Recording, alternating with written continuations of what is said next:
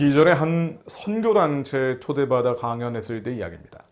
강연을 한참 하고 났더니 담당 선교사님이 거의 반항의 쪽으로 따지면서 하시는 말씀이 남한 사람들이 김정은 위원장을 미워했던 것을 먼저 회개하자고 하셨습니다.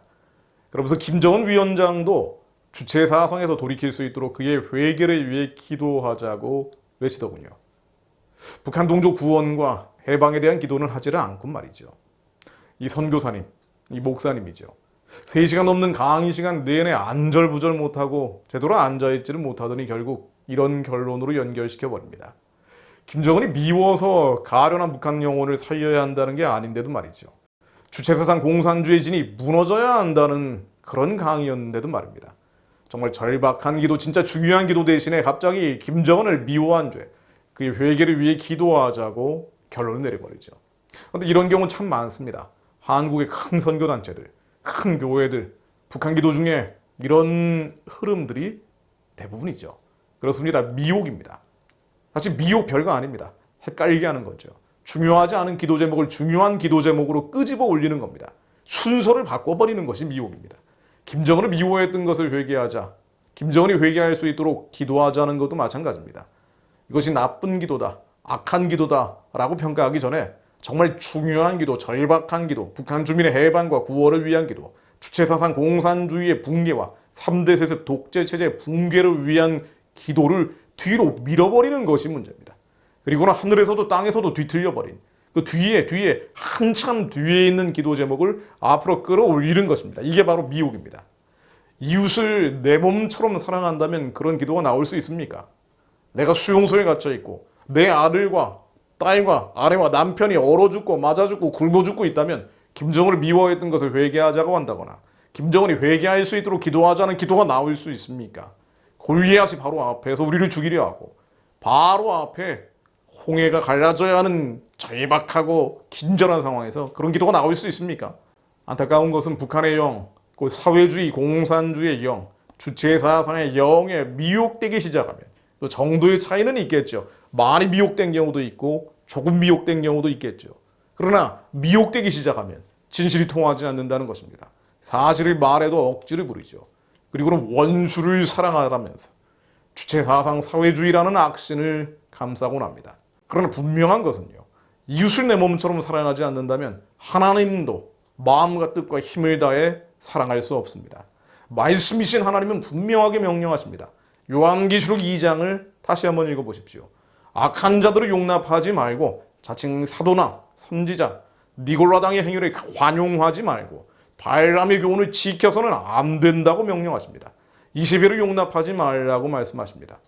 교회가 영적으로 육적으로 음란한 세력과 섞여서는 안 된다는 경고입니다. 그럼에도 민족이라는 말만 나오면 참 쉽게도 악한 자를 돕고 여호와를 미워하는 자를 사랑합니다. 지금 한국교회 행태가 그렇죠. 화해, 협력, 평화의 복면을 씌워서 기빌성 망령을 섬기는 체제를 지지하고 지원하기 바쁩니다. 역대하 19장 2절 말씀에 나오던 말입니다. 미혹은 항상 변종을 낳습니다. 북한의 우상체제 주체 정권에 대해서 원수를 사랑하라는 미혹은 미국의 압박이 핵실험의 원인이라거나 대북 압박이 커지면 주민의 고통이 늘어난다거나 대북 전단이 접경지역과 한반도 평화를 부순다거나 이른바 화해협력 평화 논리를 만들고요.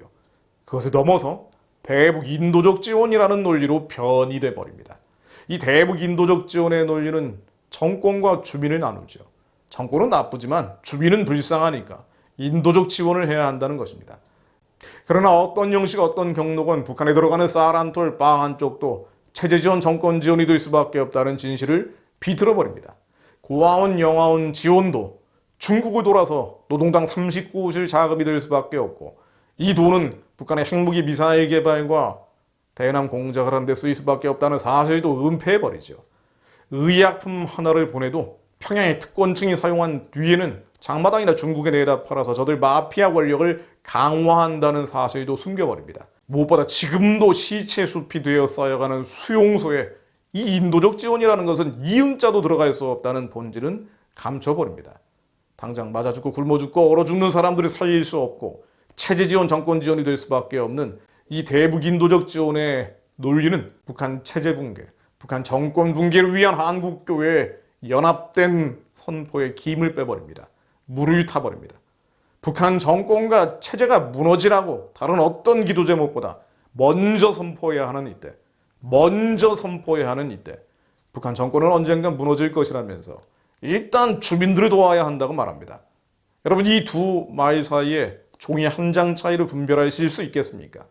북한 정권과 체제가 무너지라고 선포하는 기도와 북한 정권은 언젠가 무너질 것이기 때문에 일단 주민들을 도와야 한다는 선포 사이의 말입니다.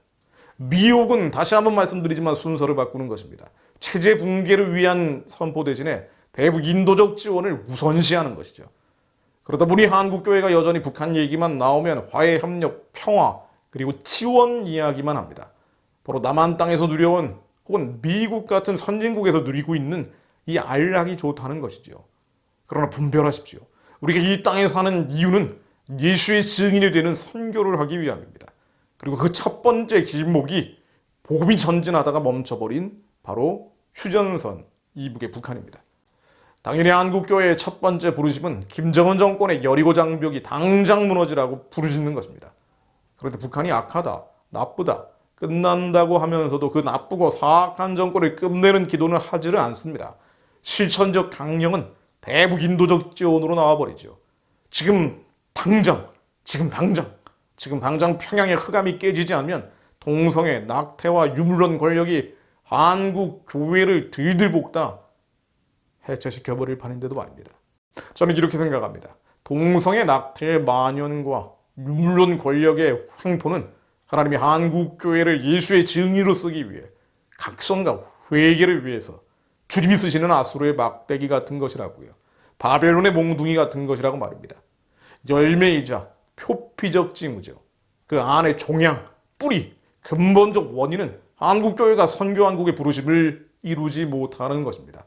종교적 혼합주의와 다원주의가 판을 치기 시작하면서 북한의 이세벨 정권, 니골라당, 발람을 용납하고 관용하고 연합해버렸기 때문입니다. 그래서 주님께서는 정신 차리라고 풀어놓으신 숱한 어려움들이 지금 남한교회가 시달리고 있는 연병과 그 빈틈을 비집고 들어오는 동성애, 낙태, 유물론 권력입니다. 그럼에도 한국교회 주류는 여전히 가짜 평화, 거짓 평화에 절어있고 심지어 극우라고 욕먹고 버텨온 개신교단체나 교회마저도 이 가짜 평화, 거짓 평화의 아류작인 인도적 지원의 미혹과 단호하게 절연하지 못합니다. 북한 체제 붕괴를 위해서 담대하게 선포하지 않습니다. 그러나 그럼에도 불구하고 저는 확신합니다. 남아있는 의인 10명의 기도가 역사를 움직일 것입니다. 제가 메시지를 계속 전하는 것도 돌이키지 않은 한국교회를 돌이키기 위함은 아닐 수 있습니다. 남은 자들과 함께 말씀으로 기도하기 위함입니다. 바로 평양의 우상체제를 끝내는 기도 말입니다.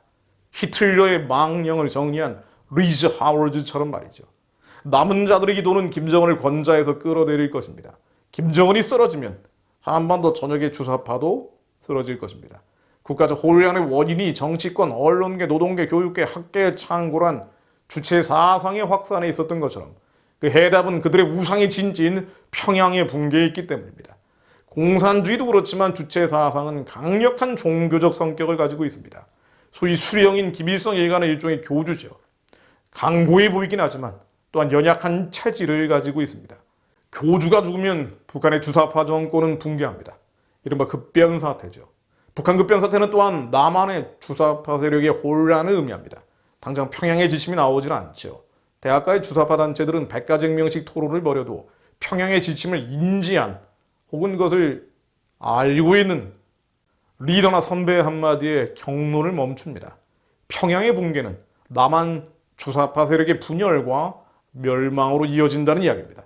김정은이 권좌에서 내려오는 그날이 북한 동포의 해방은 물론 대한민국의 숨쉴 틈이 열리는 날입니다. 모든 것이 한순간에 좋아질 수는 없겠죠. 그러나 적어도 숨쉴 틈이 만들어집니다.